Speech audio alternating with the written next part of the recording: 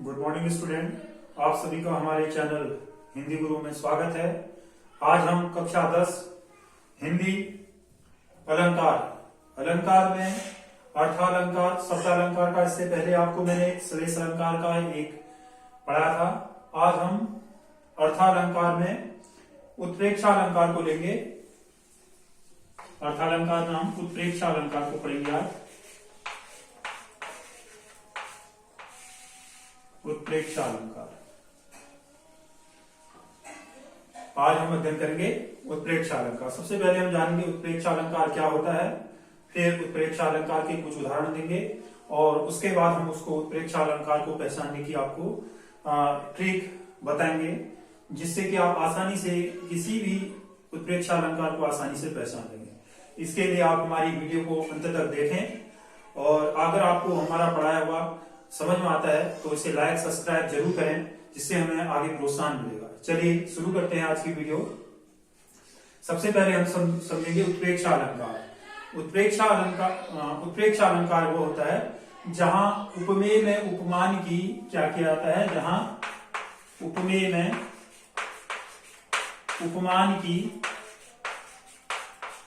उपमान की संभावना या कल्पना की जाती है। संभावना या कल्पना की जाती है, उसे कहते हैं उत्प्रेक्षा अलंकार।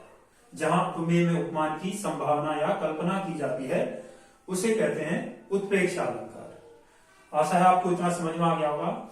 अब हम समझेंगे उपमेय और उपमान क्या होता है। सबसे अब इसको भी समझेंगे। उपमेय क्या होता है? उपमेय होता है जो प्रसिद्ध उपमेय होता है जिससे उपमेय है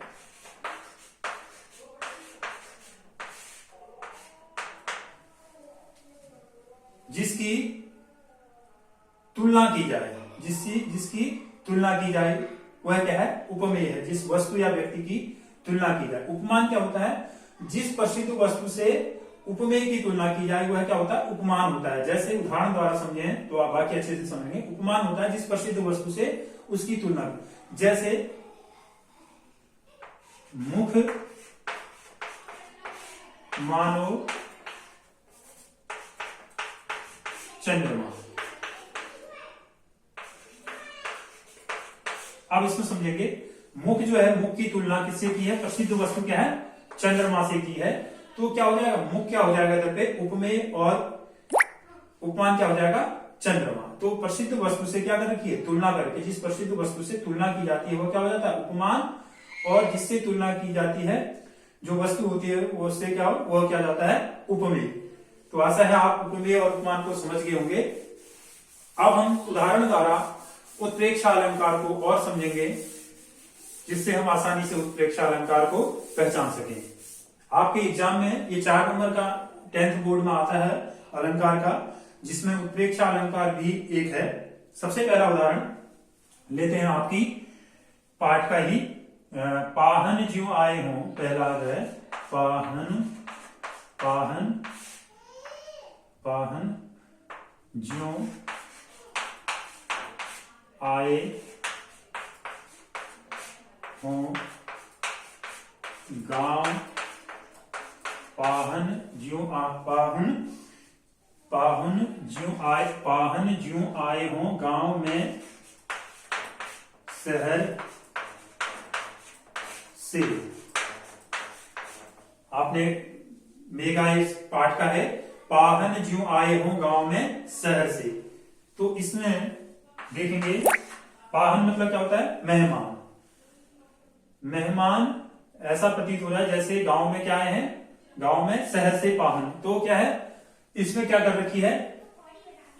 पाहन मेहमान की तुलना प्रसिद्ध वस्तु से क्या कर रखी है? गांव में शहर से। जो है उससे कहां से आए? शहर से। गांव में शहर से आए। तो इधर पे क्या है? ज्यों के द्वारा क्या है? इधर पे उत्प्रेक्षालंकार है। इसमें कल्पना कर रखी है, पाहन ज्यों आए हों गांव में शहर से। ऐसा प्रतीत हो रहा है, ऐसी कल्पना की जा रही है कि मेहमान कहां से आए हैं? गांव में, शहर से गांव में मेहमान आए हैं। तो इधर पे कल्पना है, तो इस कारण क्या हो गया यहाँ पे उत्प्रेक्ष अलंकार। दूसरा देखें, उस काल को मारे, उस दूसरा उदाहरण देखें, उस काल को मारे क्रोध के, उस काल को मारे क्रोध के तन उसका, उस काल को मारे क्रोध के तन उसका कांपने, उस काल को मारे क्रोध के तन उसका कांपने लगा, कांपने लगा। उस काल को मारे क्रोध के तन उसका कांपने लगा, मानो हवा के जोर से, मानो हवा के जोर से सोता हुआ सागर लगा, सोता हुआ सागर जगा। देखें, उस काल को मारे क्रोध के तन उसका कांपने लगा, मानो हवा के जोर से सोता हुआ सागर जगा। तो क्या है, उस काल को, क्रोध के कारण जब क्या है उसका शरीर कांपने लगा, किसका, अर्जुन का शरीर जब क्रोध के कारण क्या हुआ, अत्यधिक कांपने लगा, तो मानो हवा के जोर से सोता हुआ सागर। तो उसकी तुलना किससे कर रखी है, क्रोध की तुलना, क्रोध से कांपते हुए शरीर की तुलना किससे कर रखी है, मानो हवा के जोर से सोता हुआ सागर, जो क्या है सागर में आए हुए तूफान से कर रखी है। हवा के जोर से सोता हुआ, जो सोया हुआ सागर था, हवा के जोर से वह क्या जाग गया। तो क्या है, इधर पे क्या कर रहा है, क्रोध की तुलना, क्रोध से कांपते हुए शरीर की तुलना किससे कर रखी है, हवा के जोर, सागर सोते हुए क्या है सागर में आए तूफान से कर रखी है। तो जिस कारण यहाँ पे क्या हो गया, उत्प्रेक्ष अलंकार हो गया। तीसरा देखें, तीसरा उदाहरण देखें, तीसरा आपका उदाहरण ले लेते हैं आपका, हाँ पहला पाठ है आपका सूरदास से, ज्यों जल ज्यों जल माह, ज्यों जल माह तेल की गागर, तेल की गागर, ज्यों जल माह तेल की गागर, बूंद ने ताकू लागी, बूंद ने ताको लागी, ज्यों जल माह तेल की गागर, बूंद ने ताको लागी।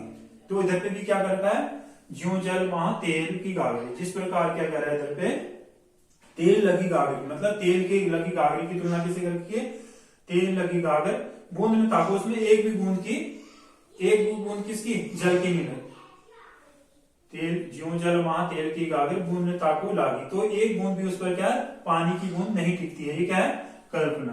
तो इधर पे क्या है, ज्यों के द्वारा क्या है, ज्यों जल माह तेल की गागर, बूंद में ताको लागी, पहले में मानो ज्यों।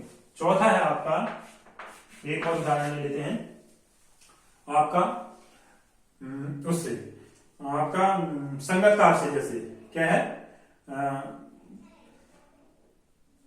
मुख्य गायक के चट्टान जैसे, चट्टान जैसे क्या है आपका, मुख्य गायक के,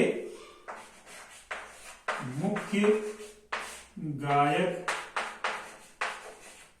के चट्टान जैसे भारी स्वर का साथ देती।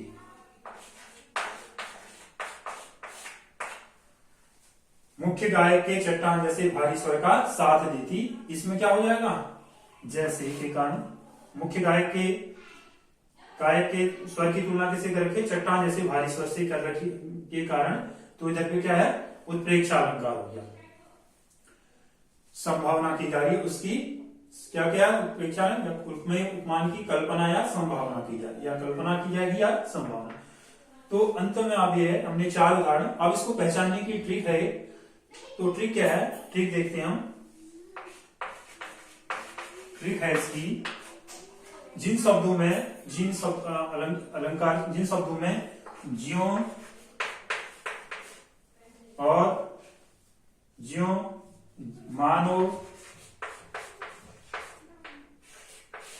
मनु, जिन शब्दों में मानो, मनु, जनु, ज्यों,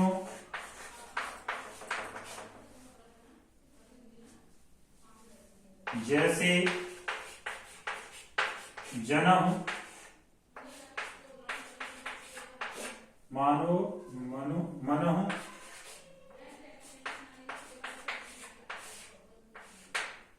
मानो, तो जिन शब्दों में, ठीक है आपकी, जिन वाक्यों में, जिन अलंकारों में ज्यों, मानो, मनु, जनु, ज्यों, जैसे, जनहु, मनहु आदि आए, इस प्रकार के शब्द जो कल्पना होंगे तो वो शब्द क्या कहलाएगा, वो क्या अलंकार कौन सा कहलाएगा, उत्प्रेक्षा अलंकार। तो आप इन शब्दों को देखना, अगर ये आपके उस अलंकार में पाए जाएंगे तो वो कौन सा हो जाएगा, उत्प्रेक्षा अलंकार। जैसे आप देखें उदाहरण हमने चारों में, पहले में ज्यों पाया गया तो इस कारण क्या है, जैसे उपयोगी वाहन जो आए हैं गांव में शहर के, तो इधर पे कारण क्या होगा, उत्प्रेक्षा। दूसरा, उस काल को मारे क्रोध के तन कांपने, उसका लगा मानो हवा के जोर से सोता हुआ सागर। तो मानो के कारण क्या आ गया, देखो मानो आया, इस कारण यहाँ पे क्या होगा, उत्प्रेक्षा। तीसरा, ज्यों जल गहा, ज्यों जल महा तेल की गागर बूंद ताकू लागी, ज्यों के कारण क्या हो गया, इधर पे उत्प्रेक्षा अलंकार होगा, ज्यों। अगला है, मुख्य गायक के चट्टान जैसे भारी स्वर का साथ देती, जैसे के कारण क्या होगा, उत्प्रेक्षा अलंकार। आशा है कि आपको उत्प्रेक्षा अलंकार के सभी चीजें समझ में आ गई होंगी। आप इस ट्रिक का प्रयोग करें और उदाहरण में देखें कि अगर उसमें कल्पना कर रखी है उत्प्रेक्षा अलंकार, जैसे क्या है, उपमेय उपमान की कल्पना या संभावना होगी, वहां पे क्या होगा, उत्प्रेक्षा अलंकार। तो इस प्रकार हम उत्प्रेक्षा अलंकार को समझेंगे। आज की क्लास को यहीं समाप्त करते हैं। धन्यवाद।